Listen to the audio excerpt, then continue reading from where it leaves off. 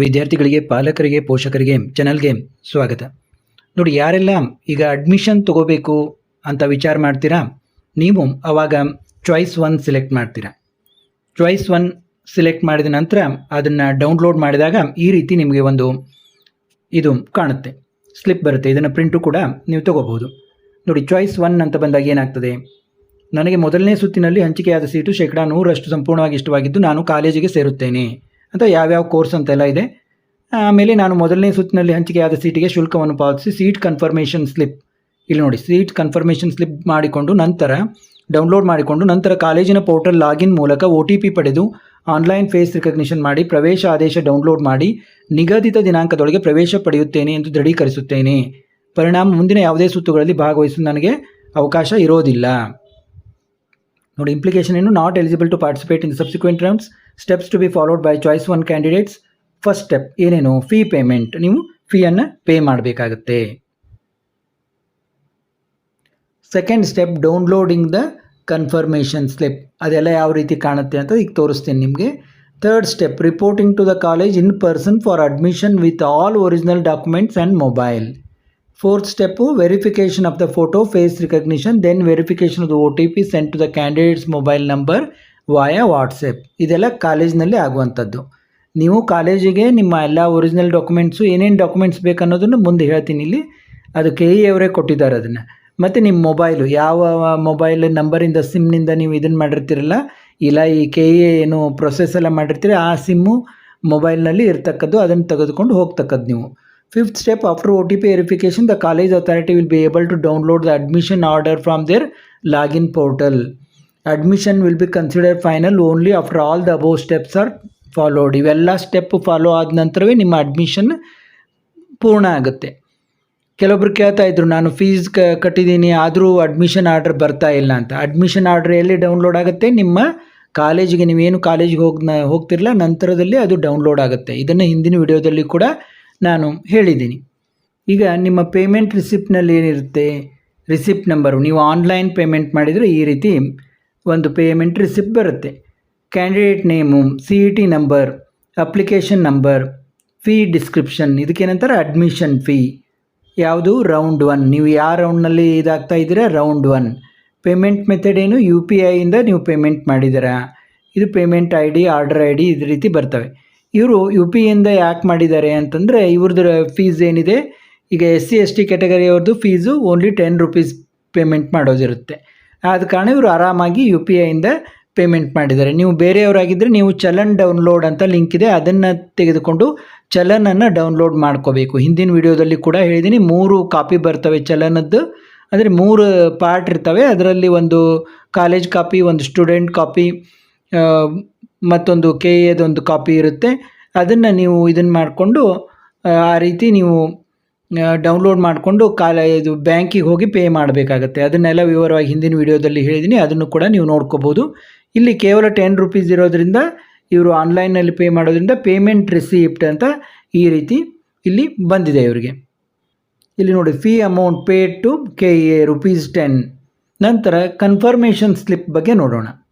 ಇಲ್ಲಿ ನೋಡಿ, first round seat confirmation slip, ಇದನ್ನು ಎಲ್ಲರೂ ಡೌನ್ಲೋಡ್ ಮಾಡ್ಕೋಬೇಕು, ಇದು ಇಂಪಾರ್ಟೆಂಟು.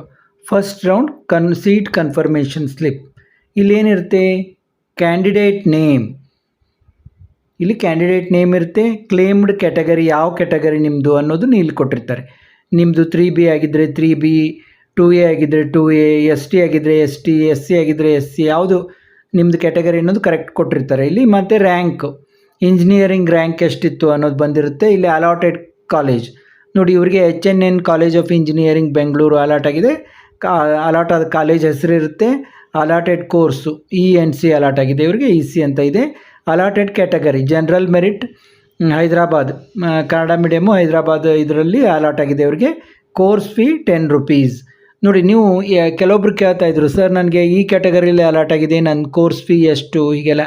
ಈಗಾಗಲೇ ಕೋರ್ಸ್ ಫೀ ಎಷ್ಟು ಅನ್ನೋದನ್ನು ಸರಿಯಾಗಿ ತೋರಿಸ್ತಾ ಇದೆ ಅದು ನಿಮ್ಮದು. ಇಲ್ಲಿ ನೋಡಿ, ಈ ಕ್ಯಾಟಗರಿ ಸ್ಟೂಡೆಂಟು ST ಕ್ಯಾಟಗರಿ ಆದರೂ ಕೂಡ ಇವ್ರದ್ದು ಜನರಲ್ ಮೆರಿಟ್ ಇದರಲ್ಲಿ ಇದಾಗಿದ್ದರೂ ಕೂಡ ಇವ್ರ ಕೋರ್ಸ್ ಫೀ ಏನಾಗಿದೆ 10 ರೂಪೀಸ್ ಅಷ್ಟೇ. ಅಂದರೆ ನಿಮ್ಮದು ಕ್ಲೇಮ್ಡ್ ಕ್ಯಾಟಗರಿ ಏನಿರುತ್ತೆ ಅದೇ ಪ್ರಕಾರ ನಿಮಗೆ ಕೋರ್ಸ್ ಫೀ ಬರುತ್ತೆ. ನೀವು ಯಾವುದೇ ಅಲಾಟೆಡ್ ಕ್ಯಾಟಗರಿ ಜನರಲ್ ಮೆರಿಟ್ ಅಂತ ಇದ್ದರೂ ಕೂಡ ನೀವು ಯಾವುದೇ ಒಂದು ಆತಂಕ ಪಡೋ ಅಗತ್ಯ ಇಲ್ಲ. ನಿಮ್ಮದು ಕ್ಲೇಮ್ಡ್ ಕ್ಯಾಟಗರಿ ಏನಿರುತ್ತೆ ಅದೇ ಪ್ರಕಾರ ನಿಮಗೆ ಫೀಸು ಇದಾಗುತ್ತೆ. ಒಂದು ವೇಳೆ ನಿಮಗೆ ಕ್ಲೇಮ್ಡ್ ಕ್ಯಾಟಗರಿ ಇದ್ದು ಈಗ ಅಲಾಟೆಡ್ ಕ್ಯಾಟಗರಿ SNQ ಅಂತ ಬಂದರೆ 32,322 ಏನೋ ಇದೆ, ಅದೇ ಫೀಸು ಇಲ್ಲೇ ಡಿಸ್ಪ್ಲೇ ಆಗುತ್ತೆ. ನಿಮಗೆ ಯಾವ ಕ್ಯಾಟಗರಿಯಲ್ಲಿ ಇದು ಸಿಗುತ್ತೆ ಮತ್ತು ನಿಮ್ಮದು ಕ್ಲೇಮ್ಡ್ ಕ್ಯಾಟಗರಿ ಏನಿರುತ್ತೆ ಅದರಲ್ಲಿ ನಿಮಗೆ ಬೆನಿಫಿಟ್ ಆಗುತ್ತೆ, ಅದೇ ಇಲ್ಲಿ ಡಿಸ್ಪ್ಲೇ ಆಗುತ್ತೆ. ಏನೂ ನೀವು ವರಿ ಮಾಡೋ ಇದಿಲ್ಲ.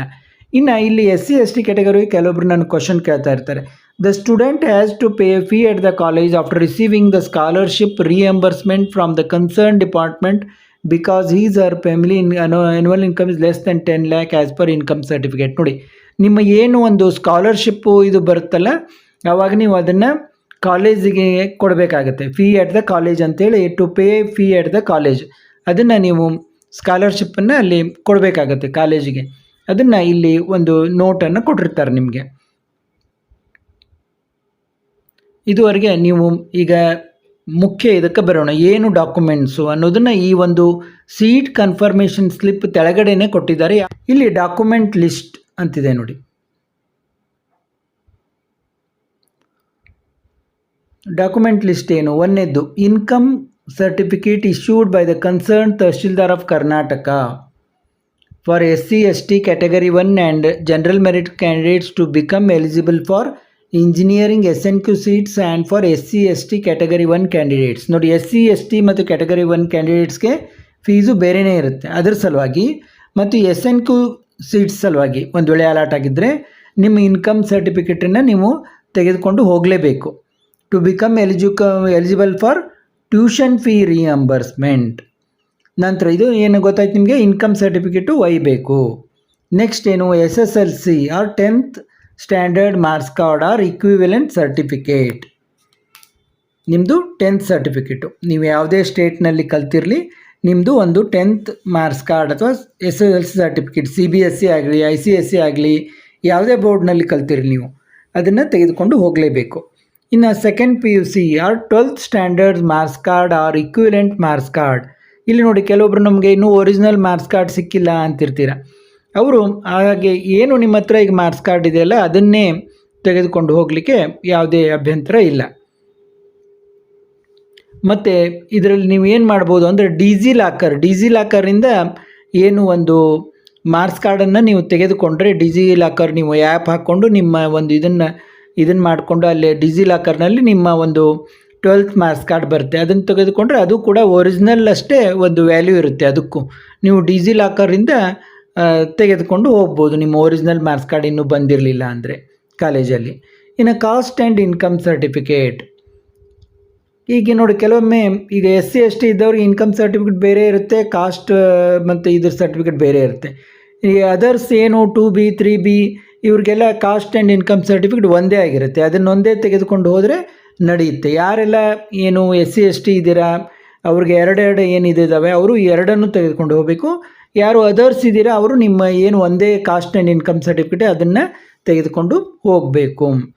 ಇನ್ನು candidate study certificate including SSLC at second PUC 12th standard combined to single PDF. ನೋಡಿ, ನಿಮ್ಮ ಏನು ಸ್ಟಡಿ ಸರ್ಟಿಫಿಕೇಟ್ ಇದೆ ಅಲ್ಲ, including SSLC or second PUC, ಅದರಲ್ಲಿ SSLC ಇರಬೇಕು ಅಲ್ಲ ಸೆಕೆಂಡ್ PUC ಇರಬೇಕು. ಮಿನಿಮಮ್ 7 years ಇದ್ದದ್ದು ಸ್ಟಡಿ ಸರ್ಟಿಫಿಕೇಟ್ ಇರಬೇಕು. ಅದನ್ನು ಒಂದು ಕಂಬೈನ್ ಟು ಸಿಂಗಲ್ PDF, ಒಂದೇ PDF ಮಾಡಿಕೊಂಡು ತೆಗೆದುಕೊಂಡು ಹೋಗಬೇಕು. ಇದನ್ನು ನೀವು ಗಮನದಲ್ಲಿ ಇಟ್ಕೋಬೇಕು. ಅದನ್ನು ನಿಮ್ಮ ಏನು ಒಂದು ಸ್ಟಡಿ ಸರ್ಟಿಫಿಕೇಟ್ ಇದೆಲ್ಲ ಅದನ್ನು ಸಿಂಗಲ್ PDF ಮಾಡಿ ತೆಗೆದುಕೊಂಡು ಹೋಗಿ. ಇನ್ನು Hyderabad Karnataka 371 certificate issued by the competent authority for claiming reservation under 371. ನೋಡಿ, ಇದು ನಿಮ್ಗೆ ಗೊತ್ತಾಯಿತು ಅಂದ್ಕೊತೀನಿ. ಒಂದು PDF ನೀವು ಇದನ್ನು ಮಾಡಿಕೊಂಡು ಪ್ರಿಂಟ್ ತಕ್ಕೋಬೇಕು. ಇದನ್ನು SLC ಮತ್ತು 12th ಒಂದು ವೇಳೆ ಬೇರೆ ಬೇರೆ ನಿಮ್ಮ ಸ್ಟಡಿ ಸರ್ಟಿಫಿಕೇಟ್ ಇದ್ದರೆ ಅದನ್ನು ಒಂದು ಸಿಂಗಲ್ PDF ಮಾಡಿಕೊಂಡು ಪ್ರಿಂಟ್ ತಕ್ಕೊಂಡು ಹೋಗಬೇಕು. ಇನ್ನು Hyderabad Karnataka 371J certificate issued by the competent authority for claiming reservation under 371J. ಯಾರು ಹೈದರಾಬಾದ್ ಕರ್ನಾಟಕ ಅಂದರೆ ಕಲ್ಯಾಣ ಕರ್ನಾಟಕ ಅಂತೀವಲ್ಲ ಅದು ಇದರಲ್ಲಿ ಅವರು ಅದನ್ನು ತೊಗೊಂಡು ಹೋಗಬೇಕು. ಇನ್ನು ಕನ್ನಡ ಮೀಡಿಯಮ್ ಸ್ಟಡಿ ಸರ್ಟಿಫಿಕೇಟ್ ಯಾರಿಗೆ ಟೋಟಲ್ 10 years ಕನ್ನಡ ಮೀಡಿಯಮ್ನಾಗ ನಾವು ಕಲ್ತಿದ್ದೀವಿ ಅಂತನ್ನೋರು ಅದನ್ನೇ ತೆಗೆದುಕೊಂಡು ಹೋಗಬೇಕು. ಮತ್ತು ರೂರಲ್ಲು ತೆಳಗಡೆ ಇರ್ಬೋದು, ನೋಡೋಣ. Study certificate from 1st standard to 10th standard issued by the educational institute. ಮತ್ತು KEI UG CET UG NEET online application form ನೋಡಿ, ಏನು ನೀವು ಅಪ್ಲಿಕೇಶನ್ ಫಾರ್ಮ್ ಹಾಕ್ಕೊಂಡಿದ್ದೀರಲ್ಲ ಅದು ನೀವು ತೆಗೆದುಕೊಂಡು ಹೋಗಬೇಕು.